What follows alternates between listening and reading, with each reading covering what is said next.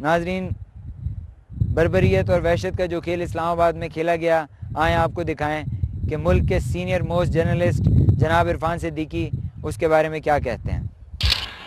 اس وقت ہمارے ساتھ موجود ہیں ملک کے ممتاز کالم نگار جناب عرفان صدیقی صاحب، آئیے ان سے بات کرتے ہیں۔ عرفان صدیقی صاحب السلام علیکم۔ وعلیکم السلام۔ کیسے مزاج ہیں سر؟ جی اللہ کا کرم۔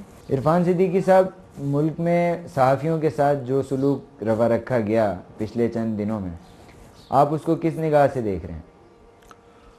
بہت ہی افسوسناک ہے جی۔ اصل میں ہماری پوری جو ہسٹری ہے صحافت کے حوالے سے یا آزادی صحافت کے حوالے سے یا اظہار رائے کے حوالے سے، وہ کوئی زیادہ تابناک نہیں رہی ہے، اور اس کی وجہ یہ ہے کہ جمہوریت کی جڑیں ہمارے ہاں مضبوط نہیں ہو سکیں۔ آزادی اظہار ہو یا آزادی صحافت ہو، یہ براہ راست جمہوریت کے درخت کا ثمر ہوتا ہے۔ جس ملک کے اندر جمہوریت کا درخت پروان نہ چڑھ سکے، وہاں اس طرح کے ثمرات لوگوں کو حاصل نہیں ہو سکتے۔ ماضی میں بھی کوئی بہت اچھی روایات ہماری نہیں رہیں، لیکن اب آ کے جو بہت بڑا ایک کلیم تھا اس گورنمنٹ کا کہ جی ہم نے صحافت کو آزاد کر دیا اور ہم نے اتنے چینلز کھول دیے اور ہم جو بات کوئی کہنا چاہے کہہ سکتا ہے، اس کلیم کو بڑا شدید دھچکا لگا ہے جو ایک دو دنوں میں واقعات ہوئے ہیں۔ اگرچہ پورے 8 سال کے اندر بھی ان کا ریکارڈ کوئی اچھا نہیں رہا، یعنی صحافت کو کچلنے کے حوالے سے 3-4 باتیں ہوتی ہیں۔ کیا ہر صحافی جو اپنی حق اور سچ کی بات کہتا ہے اس کو اپنی بات کہنے کی اجازت ہے؟ نمبر 2 یہ کہ کیا اس کو اس کی قیمت ادا نہیں کرنی پڑتی؟ کیا پرو گورنمنٹ اور اینٹی گورنمنٹ صحافیوں کے ساتھ آپ یکساں سلوک کرتے ہیں؟ کیا آپ اخبارات کے اشتہارات اب بھی بند کرتے ہیں؟ کیا اب بھی آپ نے تخصیص کی لکیریں ڈالی ہوئی ہیں صحافیوں کی برادری کے اندر؟ کیا اب بھی پریس ایڈوائس دی جاتی ہے؟ کیا اب بھی صحافی قتل ہوتے ہیں؟ کیا اب بھی صحافی اغوا ہوتے ہیں؟ ان 8-10 سوالوں کو سامنے رکھ کے دیکھیں تو بڑا ہی پور ریکارڈ ہے موجودہ گورنمنٹ کا، یعنی کم و بیش 21 صحافی ایسے ہیں جو قتل کر دیے گئے، 20 ایسے ہیں جن کے بارے میں پتہ نہیں چلا اور وہ کوئی سال بعد، کوئی 2 ماہ بعد، کوئی 6 ماہ بعد برآمد ہوئے ہیں، اور سرکاری تقریبات کے لیے، سرکاری دوروں کے لیے، سرکاری فنکشنز کے لیے ایک پیٹ ٹیم ہے۔ کسی زمانے میں ہم ہیلی کاپٹرز گروپ کہا کرتے تھے، اب پتہ نہیں کوئی اور نام ہوگا ان کا، طیارہ گروپ کہلاتا ہے جی ہاں، آج کے۔ کچھ بھی ہوگا، لیکن وہ گروپس قائم ہیں۔ چینلز کا دیکھیں، پیمرا جیسا تاریخ آرڈیننس۔ پیمرا کے حوالے سے میرے ذہن میں ایک سوال ہے، آپ نے پیمرا کا نام لیا تو فوراً میرے ذہن میں وہ پریس ایڈوائس آئی جو ابھی چند ہی دنوں پہلے تمام ٹی وی چینلز کو جاری کی گئی۔ پیمرا نے اس ایڈوائس میں ہمیں یہ ہدایت کی کہ کورٹ کے اندر جو معاملات زیر بحث ہیں ان کو کسی بھی ٹی وی شو میں زیر موضوع نہ لایا جائے۔ آپ اس کے بارے میں کیا کمنٹس دیں گے؟ دیکھیں جی، یہ تو وہی ہے نا، اظہار رائے پہ قدغن ہے نا۔ یا تو کورٹ خود اس طرح کی کوئی انسٹرکشن جاری کر دے تو وہ تو ٹھیک ہے۔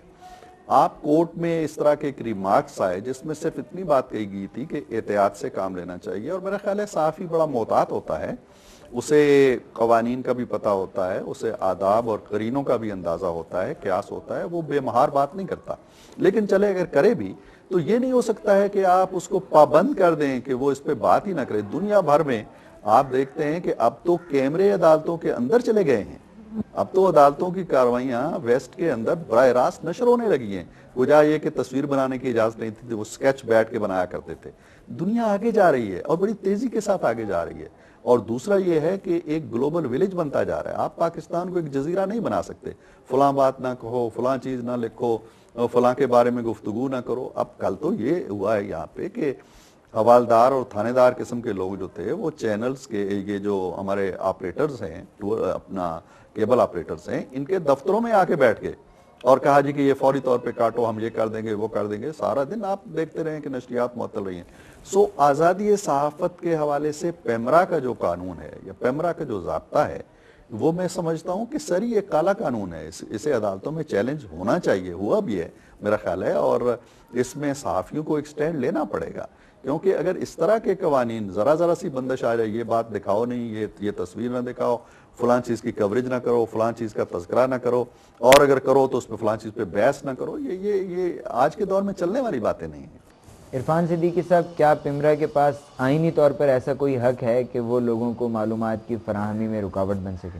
نہیں، کوئی ایسا حق نہیں ہے جی، یہ دیکھیں جو حق آئین کے اندر عطا کر دیا گیا ہے آپ اس حق کو کسی قانون کے ذریعے سلب نہیں کر سکتے. کوئی پیمرا ہو یا کسی نام سے کوئی آرڈیننس آپ جاری کر دیں, آئین اظہار رائے کا حق دیتا ہے آپ کو.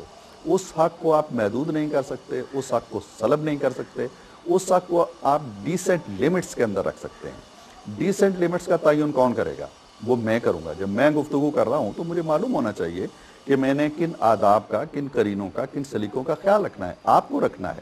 میڈیا کے لوگوں کو اندازہ ہے, وہ پڑھے لکھے لوگ ہیں, تربیت یافتہ لوگ ہیں, اور جہاں کہیں آپ مغرب میں دیکھیں غیر محتاط رویے وہاں بھی ہوتے ہیں, یہاں بھی ہو سکتے ہیں, لیکن اس کا حل یہ نہیں ہے کہ آپ کسی کی پکڑ جکڑ شروع کر دیں, کسی کی بندش شروع کر دیں, کسی کو کہیں جی کہ آپ نے بولنا نہیں ہے. یہ اس طرح کی چیزیں چلنے والی نہیں ہیں. اس لیے کہ آپ ہر آدمی کے بیڈ روم کے اندر کوئی 100 چینل لگا ہوا ہے. آپ حق سچ کی بات نہیں کریں گے تو وہ کسی دوسرے چینل پہ چلا جائے گا, وہ باہر کے کسی چینل پہ چلا جائے گا. سو آپ حق اور سچ کی اس آواز کو کرش نہیں کر سکتے. اور یہ باور کر لینا چاہیے کہ آج کل اس طرح کے قانون, اس طرح کے ضابطے نہ دنیا میں کہیں چلتے ہیں نہ پاکستان میں چل سکتے ہیں.